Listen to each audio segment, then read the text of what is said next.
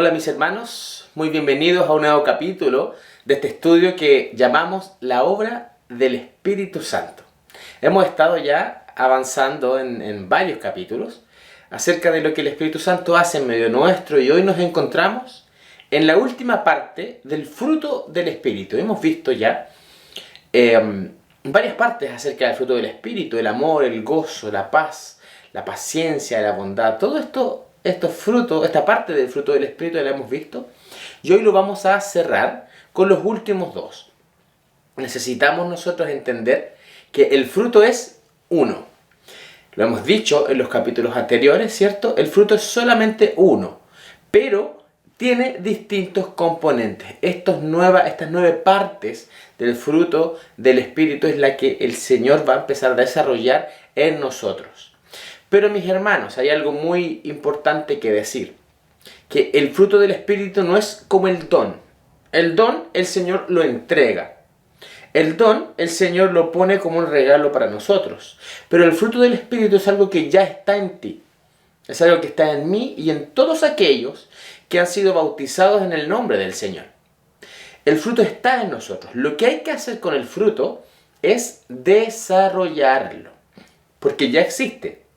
En el momento en que tú saliste de las aguas del bautismo, el Espíritu Santo entró en tu vida y se empieza a desarrollar. Este es un proceso de desarrollo. Recordemos que dijimos que el fruto del Espíritu también se puede traducir como el resultado de que el Espíritu esté en tu vida. Por lo tanto, no necesariamente hay que pedir, Señor, dame paciencia. ¿Por qué? Porque la paciencia es un fruto del Espíritu. Yo tengo que desarrollar la paciencia. Antes de decir, dame paciencia, Señor, yo debo decir, Señor, tengo paciencia. Señor, yo tengo la paciencia y la estoy desarrollando de esta manera. Señor, dame gozo. Señor, yo tengo gozo en mi vida.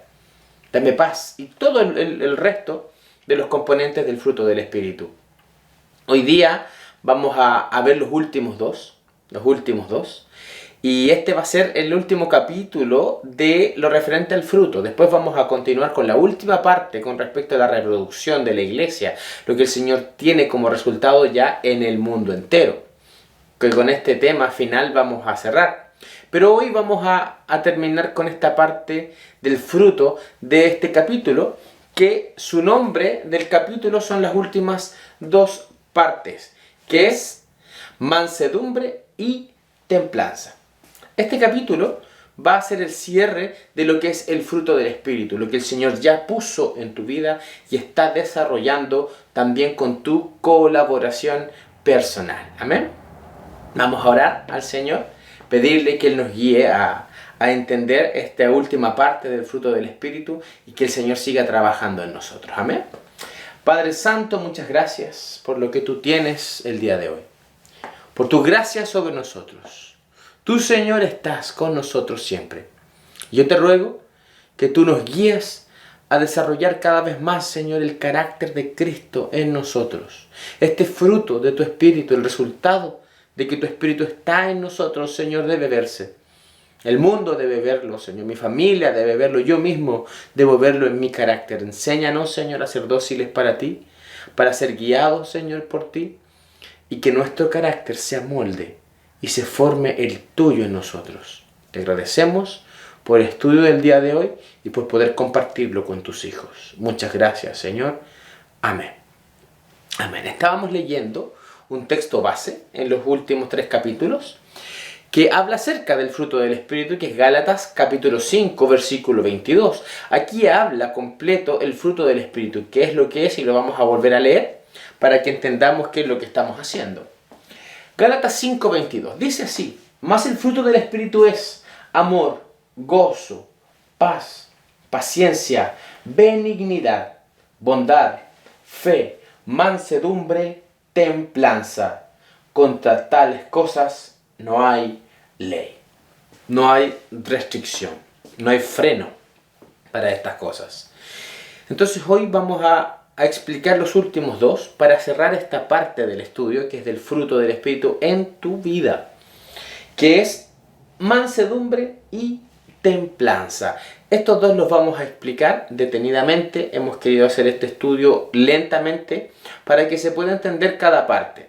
Podríamos haber usado una sola administración, pero se prefirió hacer más lento para que se explicara más y uno entendiera correctamente lo que es la mansedumbre y la templanza. Es tan importante, mis hermanos, estos videos de YouTube porque también quedan como un material. Lo bueno de esto es que queda por años, entonces tú puedes volver a recurrir a este material cuando lo necesites. Muy bien, vamos a ver la primera parte. La primera parte del fruto del Espíritu es la mansedumbre. La palabra mansedumbre, que sale aquí en Gálatas 5:22, está expresada, como hemos dicho en todas las otras partes del fruto, en palabras griegas. Y la palabra para mansedumbre es praotes. Praotes. Esta es la palabra que se usa en griego. ¿Y cómo se define desde el idioma original? ¿Cómo se explica desde el idioma original? De esta manera. Praotes es ser manso y humilde. Son las dos juntas. No es tan solo ser tranquilo, es manso y humilde. También otra traducción con respecto a esta palabra y al origen de esta palabra es fácil de guiar. Fácil de guiar. Esta frase, como traducción, nos explica mucho mejor lo que es ser manso. Manso es fácil de guiar. Yo te hago una pregunta. ¿Eres fácil de guiar? ¿Eres fácil tal vez de corregir? ¿Te cuesta que la gente te diga algo? ¿Te diga una corrección? Tal vez que te diga, sabes que hay una situación que no está bien. Y tú te molestas. Si eso ocurre, es porque aún estás en un proceso, ¿cierto? A ser manso. La palabra manso que usa el Señor y que usa también los apóstoles, tiene que ver con un concepto ganadero, que es amansar, es ser amansado. Es como un caballo, como un animal que es amansado. Se usa esta palabra. Esta palabra es la que están usando aquí, ser amansado. Por ejemplo, vamos a leer algunos textos en donde se utiliza esta palabra y Jesucristo la utiliza. En Mateo 11, por ejemplo, 28 y 29, el Señor la usa. Miren lo que dice. Venid a mí todos los que estáis trabajados y cargados, y yo os haré descansar. Llevad mi yugo sobre vosotros y aprended de mí, que soy manso y humilde de corazón, y hallaréis descanso para vuestras almas, porque mi yugo es fácil y ligera mi carga. Usa esta palabra, manso. Pero si se dan cuenta, también usa la palabra yugo. El yugo, ¿cierto?, es cuando se unen dos animales bajo un madero. Por lo general, se pone por ejemplo, si estamos hablando de bueyes, se pone un buey viejo con uno joven. Porque el buey joven es mucho más acelerado. El buey joven no está acostumbrado a que lo guíen. Pero el buey viejo sí. El buey viejo ya conoce y entiende el camino, conoce lo que es el trabajo. Por ejemplo, en el arado.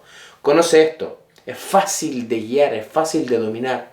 Por lo tanto, al buey viejo lo ponen con uno más joven. Y el buey viejo es el que con el yugo le va enseñando al buey que está al lado. Este concepto usa el mismo Jesús. Si se dan cuenta, es un concepto ganadero. Yo soy manso. Yo he sido amansado, en otras palabras. Yo soy manso. Guíate de mí. Por eso dice, aprende de mí, que soy manso y humilde. Siempre la palabra manso y humilde van conectadas. Recordemos que lo contrario de la humildad es el orgullo.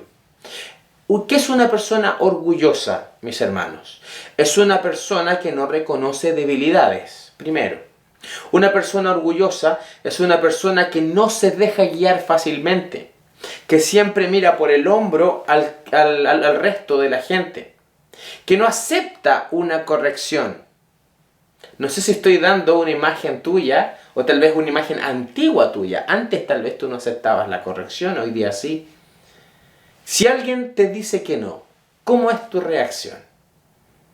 Todas estas cosas son las que nos enseñan a ser manso.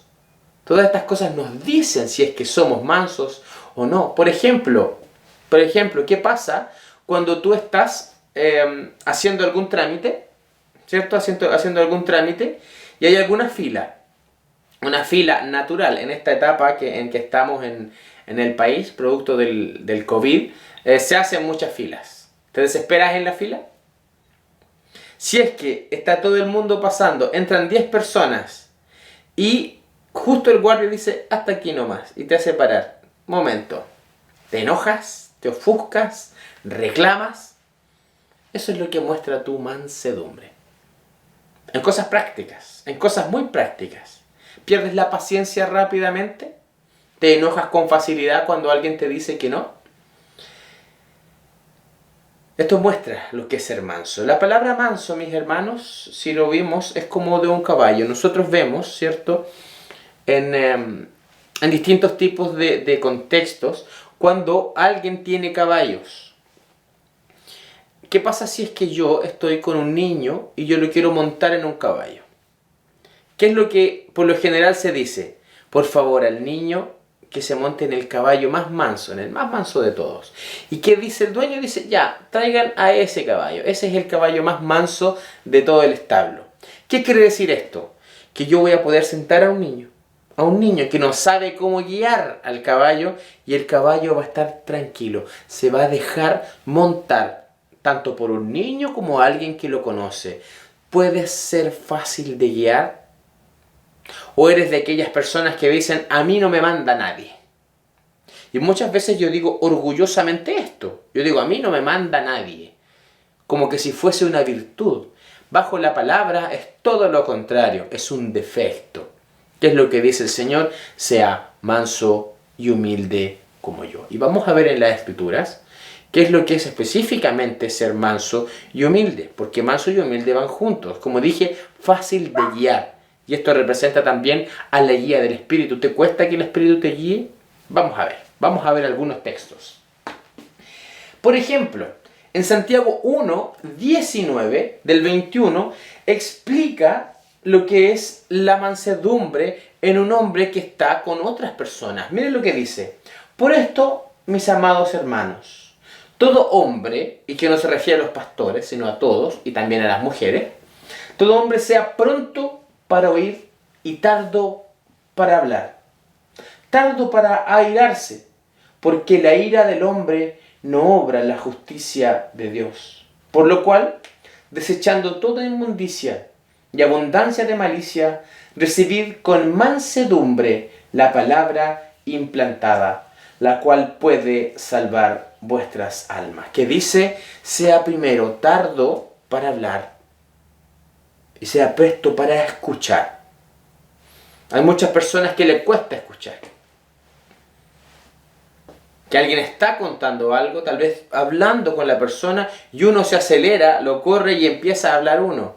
¿Qué dice la palabra? La mansedumbre hace que usted escuche más y hable menos. Y que reciba la palabra con mansedumbre. Lo que la palabra le dice, usted va a ser guiado por la palabra. Esto está diciendo Santiago.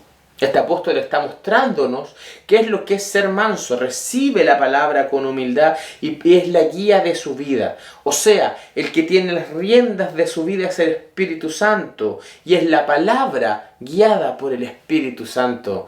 ¿Quién tiene las riendas de tu vida? ¿Tú mismo o el Señor? Si el Señor tiene las riendas de tu vida, tal como dijimos, un caballo amansado. El dueño del caballo, ¿qué es lo que hace? O el que va conduciendo el caballo, tira una rienda y ¿qué es lo que hace el caballo? Gira.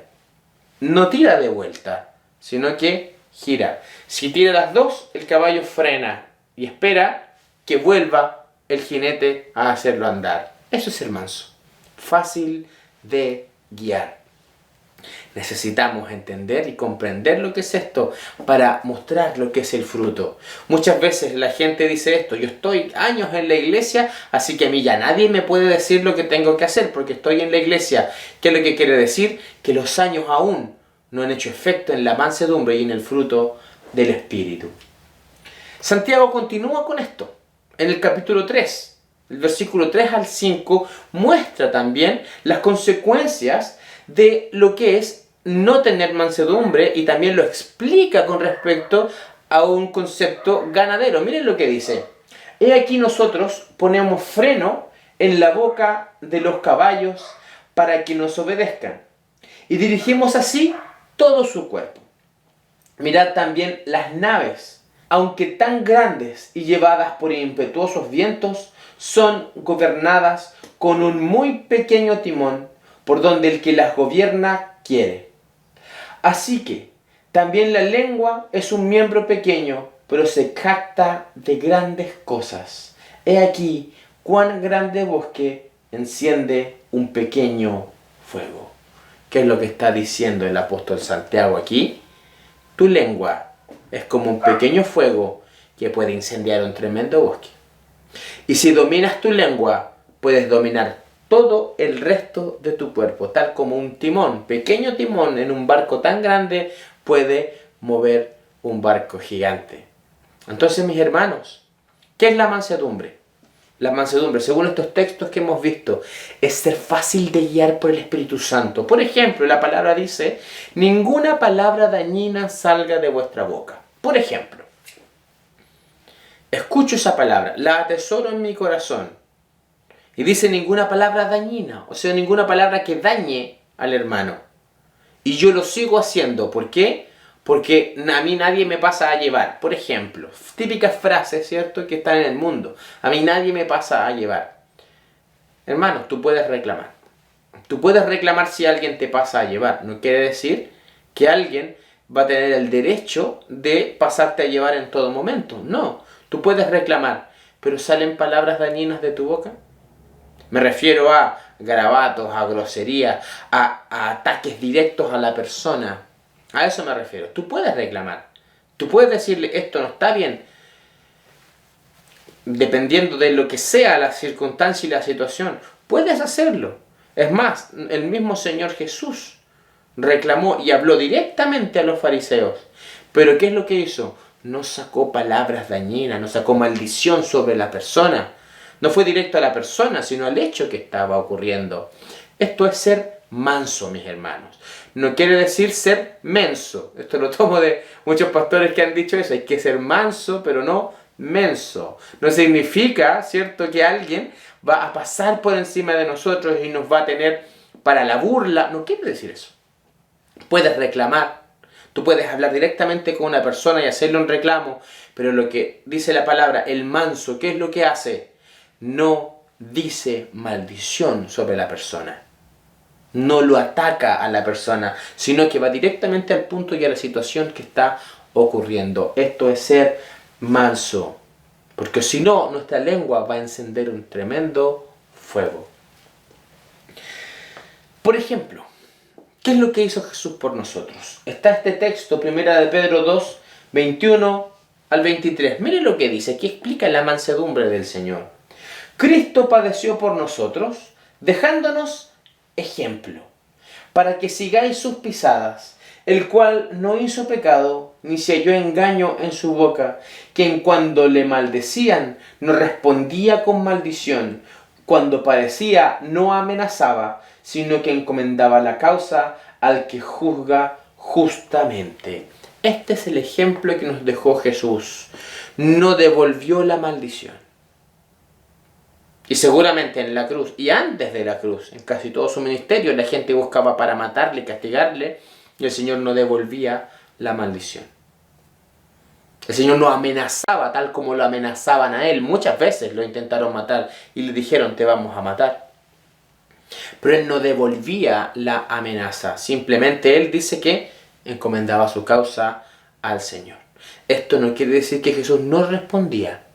Porque muchas veces, y lo vemos en la palabra, muchos fariseos buscaban que él se acusara con respecto a la ley. Y el Señor respondía, y muchas veces respondía duramente.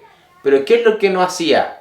Tú eres un X. No respondía con maldición, sino que hablaba lo que la palabra decía claramente, aunque sea muchas veces duro. Como digo, ser manso no significa ser una persona dulce, no significa ser una persona con palabras melosas, porque hay muchas personas que son así, Pero en el momento del conflicto sale absolutamente toda la falta de mansedumbre que la persona tiene. Uno puede hablar directo. Uno puede reclamar y decir lo que tiene que decir. Pero, ¿qué pasa con el ataque? Ojo con eso.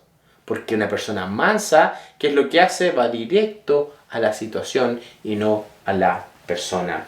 Esto también se refleja en la palabra. Vimos recién el ejemplo de Jesús, pero ahora vamos a ver otro ejemplo que es el de Tito, pero es a las personas. Tito capítulo 3 versículo 2. Miren lo que dice. A nadie difamen. No sean amigos de contiendas, sino amables, mostrando toda mansedumbre para con toda la humanidad. Si dice la humanidad, es para todos, no tan solo para los hermanos de la iglesia. Muestre mansedumbre con todos. ¿De qué manera? No siendo amigos de pleitos. Hay muchas personas que se ven fácilmente si es que son mansos o no en Facebook, en las redes sociales. Hay gente que yo veo que pelea todo el tiempo en las redes sociales. Y uno dice, es que no me puedo quedar callado frente a esto. La palabra dice, no haga nada por contienda, nada, no haga nada por contienda. Si el Señor lo lleva a hacer algo, hágalo.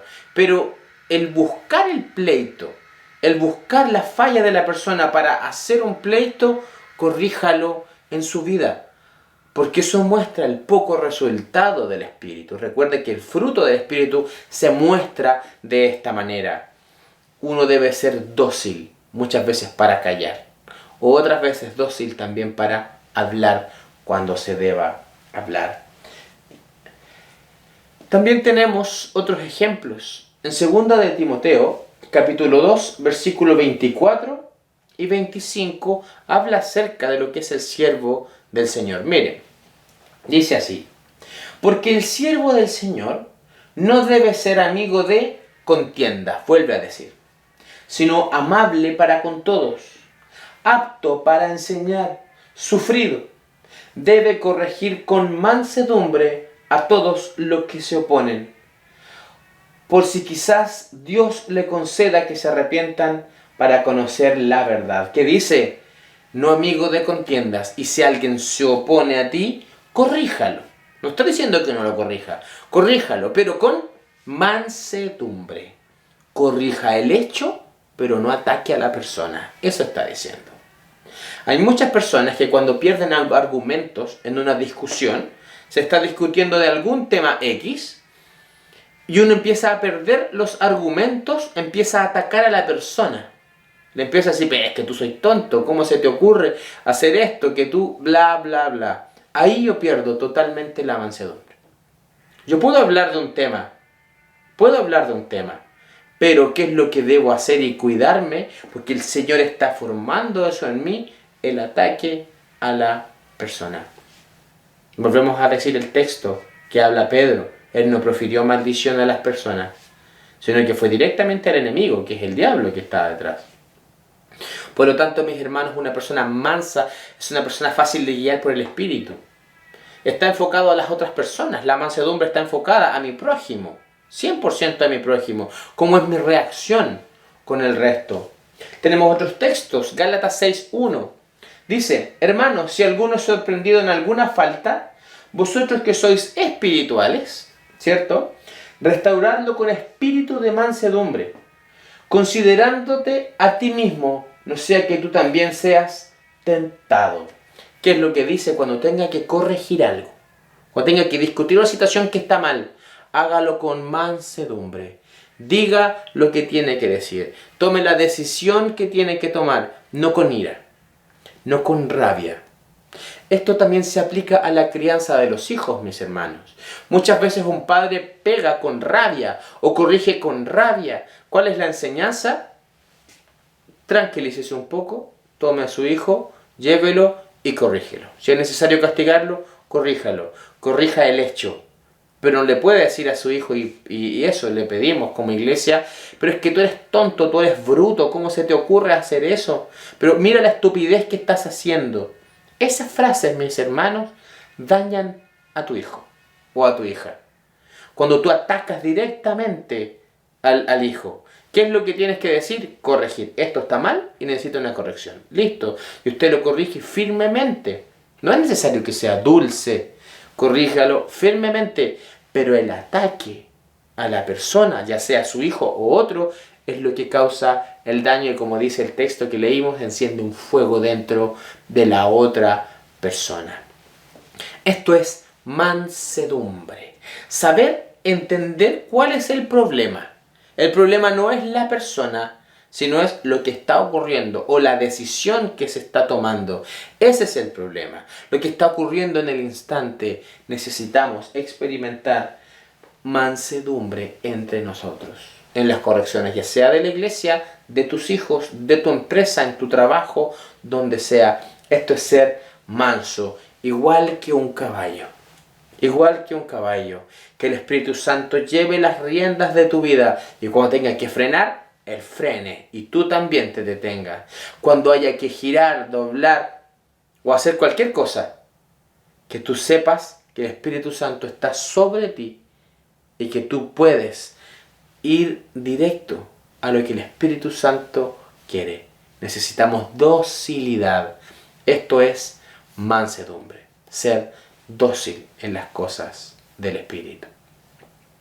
Te recuerdo, mi hermano, mi hermana, si tú tienes alguna pregunta, alguna duda con respecto a algo, puedes hacerla en los comentarios o en el chat para irla respondiendo en los capítulos que vienen.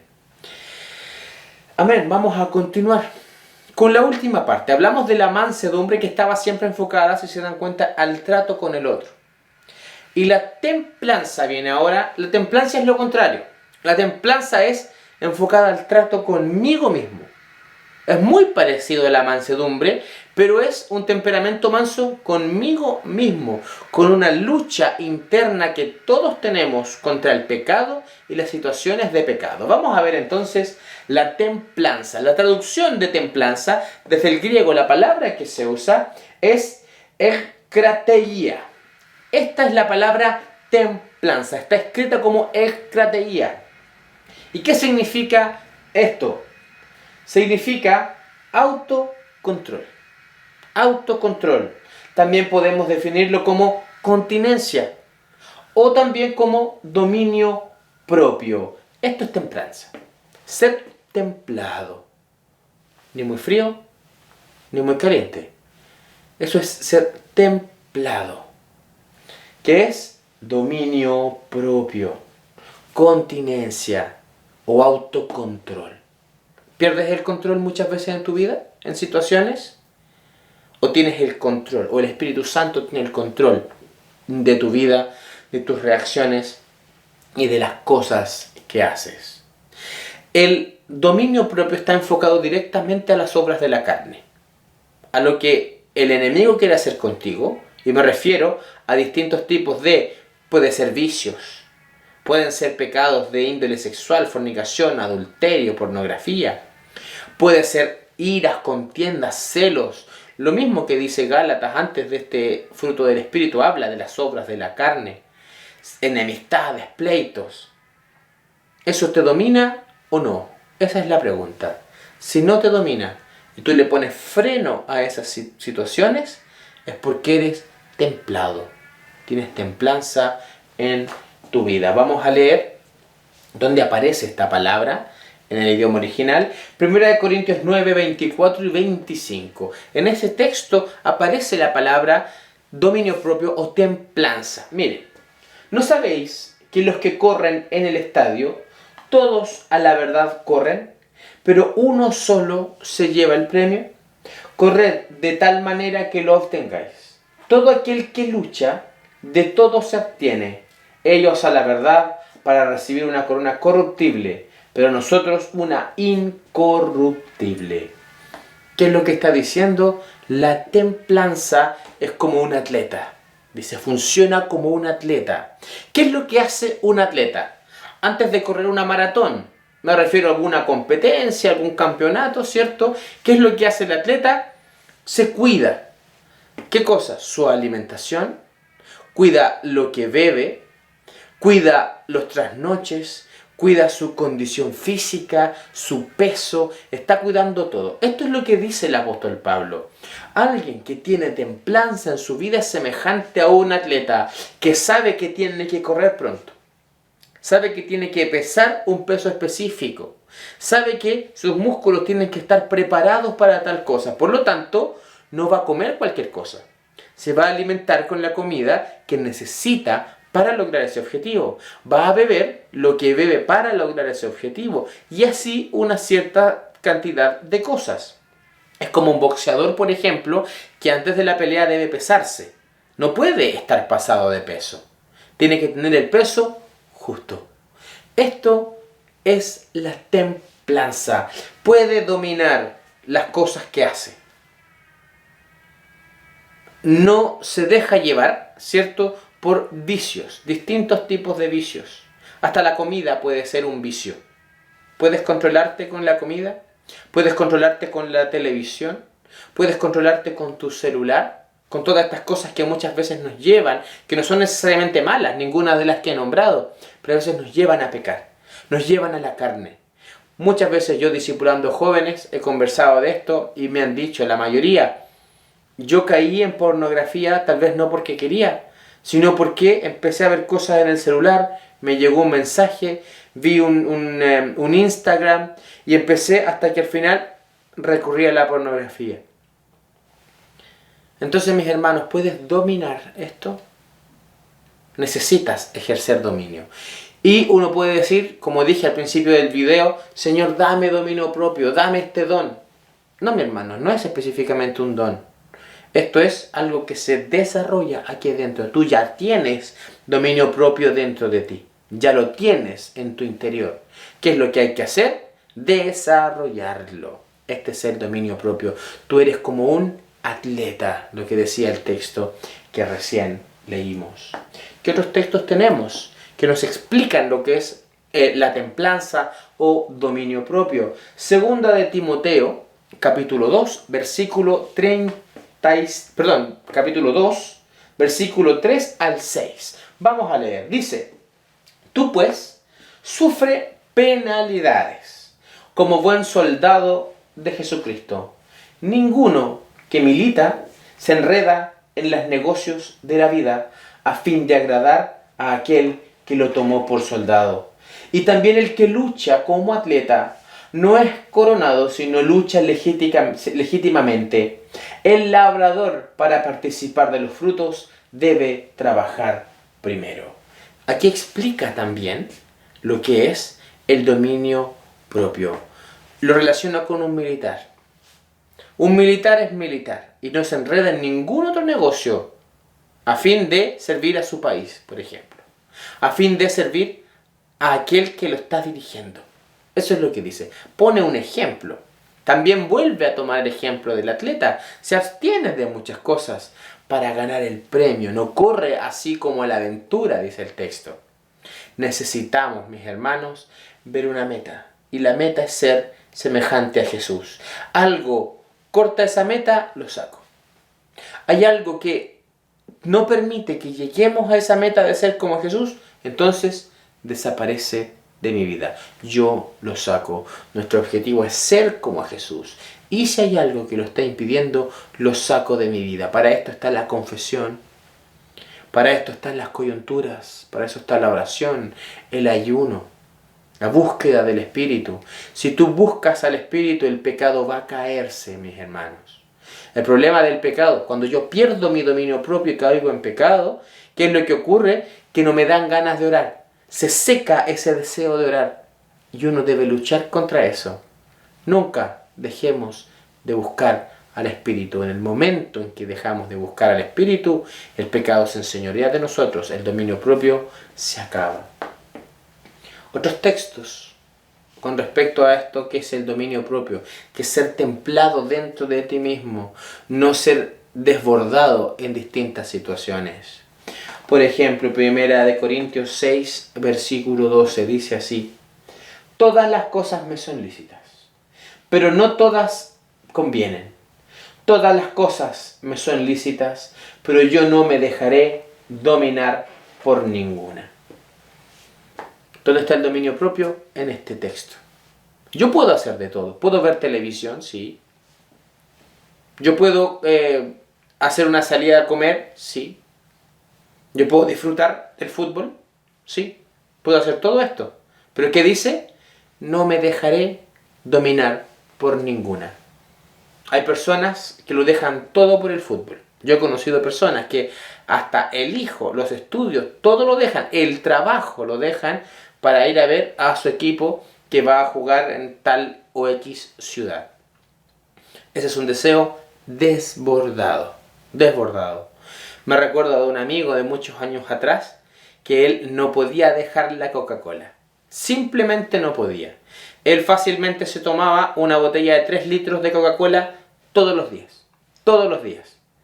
Y tomaba Coca-Cola. ¿Qué es esto? Un deseo desbordado. ¿Podemos tomar Coca-Cola? Sí, el problema no está ahí. El problema es, ¿hay algo que ejerce dominio sobre mi vida? ¿La televisión domina tu vida? Yo personalmente tenía una situación con la televisión. Yo veía todas las series posibles de la temática que me gustaba. Veía televisión todo el día, almorzaba con la televisión, estaba todo el tiempo con la televisión y se desarrolló en mí este hábito que pasó a ser una adicción. Al punto, mis queridos hermanos, que dormía con la televisión prendida y me despertaba tal vez a las 2 de la mañana por el ruido de la televisión y lo que hacía era cambiar la televisión, la cambiaba hasta algo que me gustara, la dejaba ahí y me seguía durmiendo. Y así, todo el día la televisión prendida. Parece loco, pero la verdad es que era algo que yo tuve que sacar de mi vida. En un momento yo dije, no más televisión, en la pieza. ¿Por qué? Porque tenía todo el día el televisor andando. Lo saqué y lo dejé en ambientes que eran comunes, ya sea el living, ¿cierto? Para que cuando uno va a ver televisión tenga que salir de la pieza. Yo acostumbro mucho a estar en la pieza, en el lugar donde duermo. Ahí tengo un escritorio, estudio muchas cosas, ¿cierto? Hago clases muchas veces, pero siempre estaba con el televisor andando, siempre. Esto me empezó a cortar mi oración, mi búsqueda del Señor, me refiero a años atrás. Entonces, ¿qué dije? La televisión sale de aquí. No quiere decir que no iba a ver nunca más televisión. No quiere decir eso. Sino que dije, la voy a poner en lugares en donde yo sé que va a estar poco tiempo conmigo la televisión. ¿Tienes situaciones que afectan tu vida? Ponle restricción. No te digo que no los dejes de hacer. Ponle restricción, a no ser que sean pecados, claramente. La restricción, mis hermanos, es importante porque el dominio propio, ¿qué es? Autocontrol. También yo puedo controlarme a mí mismo. Todo me es lícito, mas no todo me conviene. Poseer autocontrol, poseer dominio propio, ¿cómo ocurre? Cuando el Espíritu Santo está gobernando tu vida. Si tú intentas controlarte sin el Espíritu Santo, la verdad es que en algo siempre te vas a desbordar, siempre. Pero el Espíritu Santo, tomando las riendas de tu vida a través de la templanza, Él va a hacer todo. Y tú vas a lograr tener el dominio propio o la templanza necesaria. Con este concepto, mis hermanos, terminamos el fruto del Espíritu. Este, como dijimos, es un fruto. Y muchas veces confundimos fruto del Espíritu con dones del Espíritu. Pero la verdad es que dones del Espíritu son siempre regalos de Dios con respecto a las cosas sobrenaturales. Eso lo vimos, ¿cierto? En los capítulos anteriores. Las cosas sobrenaturales son los dones del Espíritu. Pero el fruto del Espíritu no es sobrenatural. No es ver maravillas, sino es el resultado en tu carácter. Pablo dice que es ser espiritual, es alguien que tiene el fruto del Espíritu. Tal vez que no haga cosas o milagros gigantes, no haga milagros estrepitosos como mover montañas, no haga ese tipo de milagros, pero tiene un carácter dócil, lleno de amor, de gozo, de paz, es paciente, tiene fidelidad al Señor, es templado, tiene mansedumbre. Esta persona es espiritual, dice el apóstol Pablo. Y el resto, los dones que también hablamos, vendrán junto con tu carácter. Es más importante, mis hermanos, tener el carácter de Jesús que los dones de Jesús. Porque como dijimos, los dones Dios los reparte como Él quiere. Él te puede entregar distintos dones. Pero el fruto está ya en tu vida. Está en el momento en que tú te empezaste a discipular. En el momento en que tú te bautizaste, ahí entró el Espíritu y desarrolló el fruto. Pero ¿qué es lo que hay que hacer?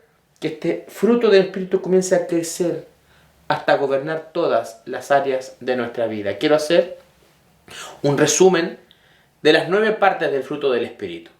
Pero lo vamos a ver de acuerdo a las explicaciones que le dimos o a las traducciones en el idioma original para que se aprendan mejor.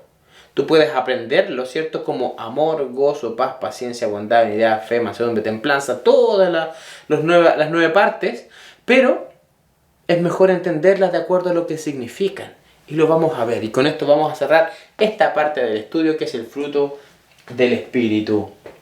Por ejemplo, ¿qué es amor? Amor no es sentir estas maripositas en el estómago y decir, hermanos, yo los amo tanto, me encanta estar con ustedes. No, eso no es el amor como fruto del Espíritu. ¿Qué es el amor bajo lo que explicamos? Amor es entrega y servicio. Independiente si usted tiene simpatía o no por la otra persona. Yo digo, me cuesta amar a esta persona.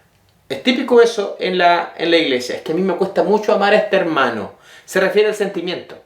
Pero la palabra no habla del sentimiento. A usted, tal vez, que este hermano no le caiga bien, pero lo sirve. ¿Se entrega por el hermano?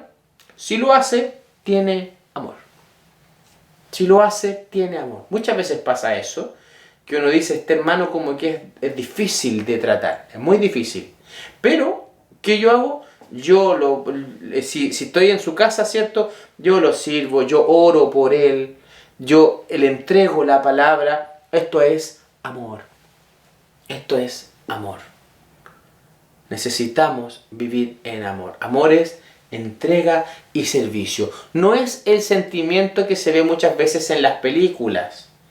Que yo amo a todo el mundo y me encanta estar con todo el mundo. Tal vez, y va a pasar algún momento, que a ti no te guste estar con alguien. Por eso no quiere decir que tú no lo vas a servir y no te vas a entregar por él. Esto es amor.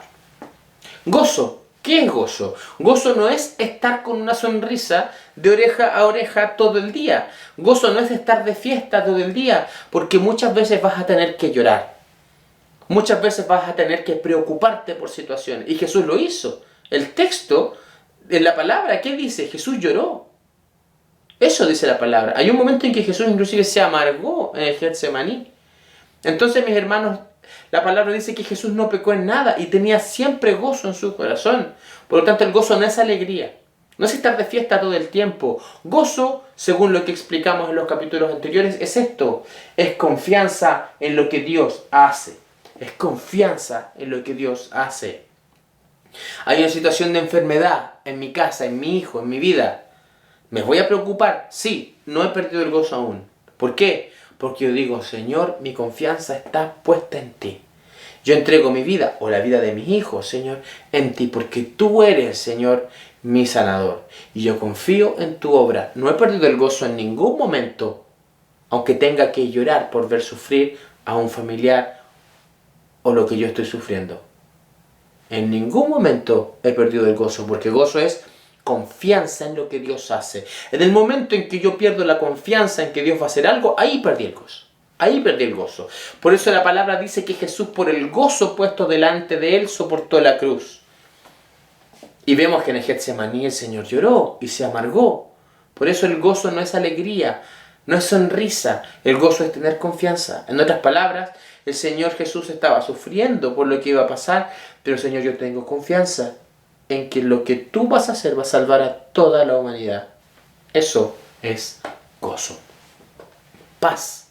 Paz no significa ser tranquilo o estar tranquilo, no significa ser tímido. Hay muchas personas que son tímidas y se confunden como, oye, esta persona está llena de paz. No. A veces una persona tímida, tócale una fibra de su interior, ¡pum!, y salta con el ataque. No es esto. ¿Qué es paz? Paz es ser pacificador. No es ser tranquilo, sino es provocar paz en el ambiente. En tu trabajo, en tu familia, en tu casa. Provocar paz es una paz interna que el Espíritu Santo pone dentro de ti. Tenemos también paciencia. La paciencia no es aguante. No es tengo que aguantar a esta persona, aunque yo sé que a mí me cae muy mal. No, no es eso. La paciencia es esto. Lento para la ira y rápido para perdonar. Es ser perdonador. Paciencia es perdonador y no airarse rápidamente. Eso es paciencia. Tenemos benignidad. ¿Qué es ser benigno? Benignidad es hacer buenas obras. Eso es benignidad. Benignidad no es ser una persona bondadosa y cariñosa. No, benignidad es llevar a las buenas obras. Esto está conectado con la misericordia, ser misericordioso. Llevar todo a las buenas obras. Ayudar a tu hermano, al necesitado, ayudarle. Me recuerdo que también en esta parte del estudio hablamos acerca de la parábola del buen samaritano, el que ayudó al que estaba herido en la calle y pagó los gastos inclusive de las heridas que tenía. Este es una persona benigna. Da sin mirar a quién. Bondad. ¿Qué es ser bondad? Bondad es palabra dulce o afable. Una persona con bondad, según el idioma original, es una persona que sabe decir las palabras. Cuando dice el texto, que tu boca sea sazonada con sal, todas tus palabras sazonadas con sal, esto dice que es una palabra. Lo que sale de tu boca no es palabra dañina. Lo que sale de tu boca no es palabra áspera, sino que es palabra dulce. El que la oye se reconforta. Esto es bondad. Fe. Fe no es creer solamente. Mucha gente cree, ¿cierto? Pero fe es fidelidad y constancia. Esto es fe. Fe como fruto del Espíritu, no es don de fe. Porque don de fe es creer y ver lo imposible. Pero el fruto del Espíritu, esta parte del fruto del Espíritu y la fe, es fidelidad.